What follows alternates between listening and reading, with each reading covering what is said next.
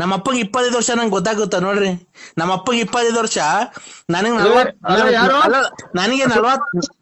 ಸುಣ್ಣ ಮಾಡ್ತಿದ್ದಲ್ಲ ತಾತ್ನ ತಾತಂಗೆ ನಮ್ ಸುಣ್ಣ ಮಾರ ತಾತ ನಮ್ಮ ಅಪ್ಪಂಗೆ 25 ವರ್ಷ, ನನಗೆ 46 ವರ್ಷ. ಏನೋ ಒಂಚೂರು ವ್ಯತ್ಯಾಸ ಆಯ್ತಾ ಇಬ್ರಿಗೂನು? ಹಲೋ ಸಮಯ, ಯಾರೋ ನೀವು? ನಾಗರಾಜು. ಹಾ, ಇದು ಸುಣ್ಣ ಮಾಡ್ತಿದ್ದಲ್ಲ ತಾತಂದ ಮದುವೆ? ಹ್ಮ್, ಈ ಗುರುವಾರ. ಅಯ್ಯೋ ಅಯ್ಯೋ ಯೋ, ನೀವು ಅವ್ರಿಗೆ ಏನಾಗಬೇಕು?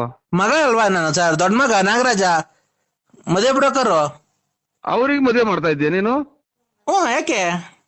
ಅಮ್ಮನ್ನ ಇದು ಹಿಂಗಾಗಿ ನನ್ಗೆ ಇವಾಗ ಇನ್ನೊಂದ್ ಸ್ವಲ್ಪ ದಿನದಾಗ ಹುಚ್ಚಿಡಿತೈತೆ ಅಂತ ಜನ ಹೇಳೋದು.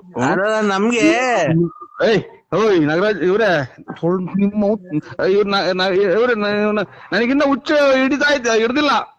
ಅಲ್ಲ ಸರ್, ನಮ್ಮಮ್ಮ ಮೊದಲನೇ ಹೆಂಡತಿ ತೀರೋಗಿದ್ರಲ್ಲ.